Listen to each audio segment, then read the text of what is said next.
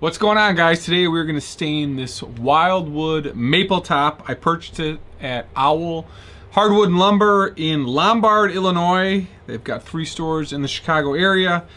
Beautiful piece of wood, tons of figure. I went through the maple pile and just saw it and I was like, I gotta have this piece. This is, I think, the best piece. It's got a little bit of a sap pocket, but you can see the nice flame. And then there is some ripple effect in here and a little bit up here as well. This is a custom body that I made. I have a piece of African mahogany, piece of maple, and then ebony. I made this body, and then you can't really tell, but I put a piece of Paduke in here for some added effect of natural binding. It's been hollowed out just a little bit along the sides to lighten it up a little bit. But we're gonna do a red base, orange, and yellow today. I haven't done that combination in a while. I usually add a lot of dark brown, sand it back, but I wanted to do a red, orange, and yellow stain, we'll call it that. I'm gonna pick up the colors that are happening in the Paduke on the side. I taped off the body because I'm gonna try and do a little bit of faux binding, and the tape should help. I've been doing this now for a little bit, so I buy these huge bottles from Angelus. You can purchase 3-ounce bottles in the link below. You can get usually 3 or 4 guitars done. I do a ton of these stain videos, so I always buy a ton of bottles. So we're gonna start with the red, a cut up t-shirt. Old t-shirts usually work best. They've been washed, all the lint is out. Pour off to the side. We're gonna put a really thick coat of red on here first. We may add a little bit of brown to help hide these sap pockets, so we'll do something like that. Gotta be careful with the red. Once the red goes in, you are done. Will not come out, even more so than brown.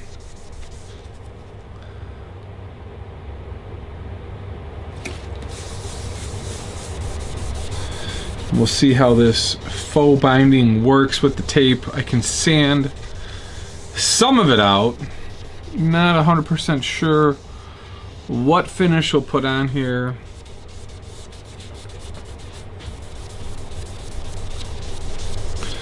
We'll put one really thick coat of red. Let it sit, sand it out, and go with orange and yellow then. I mean, this is beautiful. This right here is outstanding. I thought this ripple effect would pick up slightly more. It has not. This is Eastern Hard Rock Maple, the hard maple, what they used to use in Les Pauls, or I guess what they use in Les Pauls versus the quilted maple that PRS uses. Just make sure we got the sides done right. Once you do that, make sure you have another rag down so you don't pick up any stains. I thought about doing this just as a brown and yellow, but I had done one of those recently. So here, I guess we're gonna do sort of 3 coats. I can see it needs it just a little bit. It's not soaking up the dye too much. This hard rock maple usually doesn't soak up the dye. It does tend to get a little splotchy, but when you're working with these wildwood tops, what I've learned is the more color you add, the better off you will be. So we've got some dark brown. We're just gonna feather the edge and leave it. This just helps give it that burst effect. We're not really going for the Brock burst look, but I've learned to add the red first, and the brown just highlights. And actually, the brown isn't doing much. See, it's actually picking up the red. I thought it would go in a little bit more. That's what she said. Alright. The brown is not doing anything. Good and bad. I guess now that it's drying, it's soaking up a little bit. So when I do these, I have different techniques.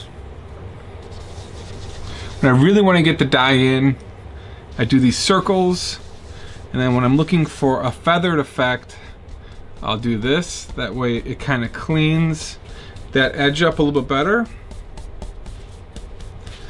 So I'm going just a little bit past where I rubbed it in.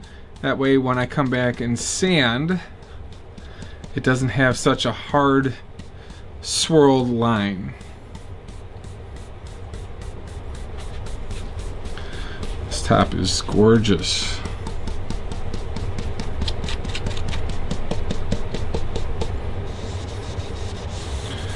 Just get it in around the side here. Alright, so that's looking awesome. Love that look. You can really see this actually helps. So I rubbed this in first, and then I came back and feathered it, and it really blended the color nicely. So what we're going to do is we're going to let this sit for usually 6 hours. That's what a lot of times in the videos I'll come back, I'm wearing the same stuff, but I'll film in the morning and film at the night. We'll let this sit, let it dry. We'll come back with the sander, pull out some of that color, and then go to our base colors of orange and yellow, and we should get it to just light on fire. The trick here is to get even pressure across the body. I use 320 grit sandpaper, that open grit sandpaper, so I can do this in the basement and not have dust everywhere.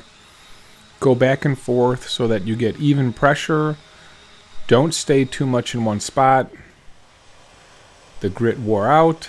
Usually you can do about 3 bodies before I have to change it.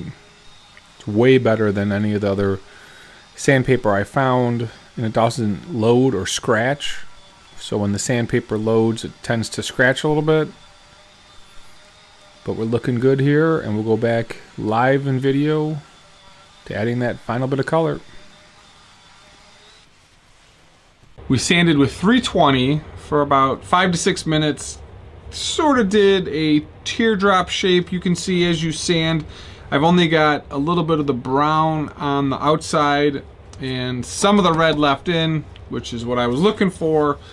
I sanded, I think, a little bit more than I would normally do. So we're going to come back with some orange.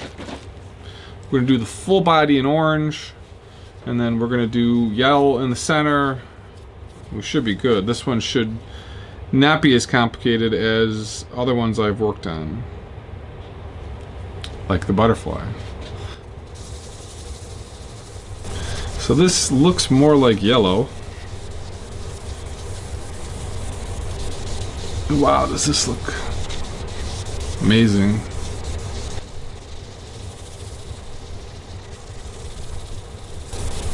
That ripple definitely helped, having some brown in there. Filled that in. The sap pockets are kind of gone to some degree.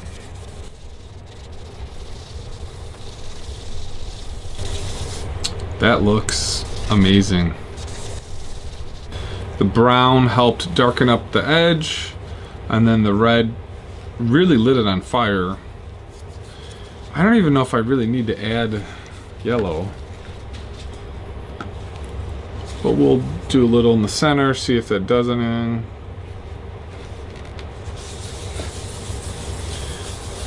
Lights it up a little bit more. Actually, a lot more, especially there. Come back and just fade it with the orange.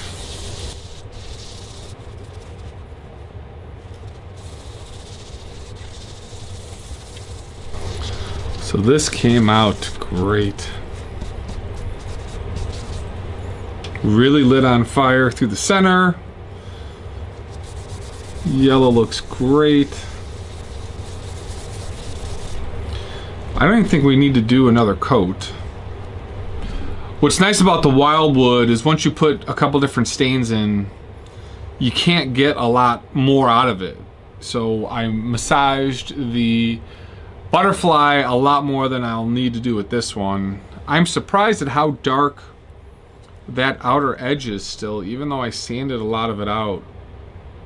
But I do love adding the red in the beginning because I think it really helped turn that crazy. Like that's amazing. So we'll let it dry, we'll hit it with steel wool, and then we'll put some sanding sealer on. Alright, so here's the steel wool trick, and whatever you do, don't use those 3M pads, they will gouge, they're terrible. I spend about 5 to 6 minutes doing this, going over the nooks and the crannies, and essentially what you're doing is you're just pulling the dye that's sitting on the wood off. So you'll see the sort of dye on the pad as you're doing this, and it's really the best trick to get the figure to pop.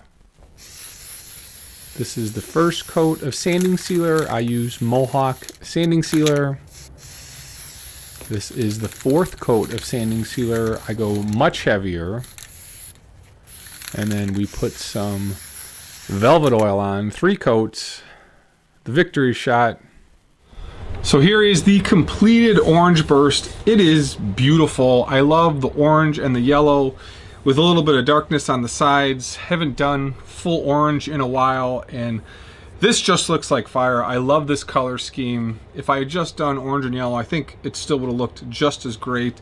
The back is African mahogany with the maple, ebony, maple strip, and it's really cool. African mahogany with an oil stain looks great. There was a little bit of bleeding in the way I did this. I scraped it. I probably could scrape it again, but this sort of being experimental, I decided to roll with it. But I think if I tape, spray, and then come back and sand and stain, I think it would be really close. I love the Padauk, and the color scheme looks really nice. Nice guitar body. So thanks for watching. We will see you in the next video.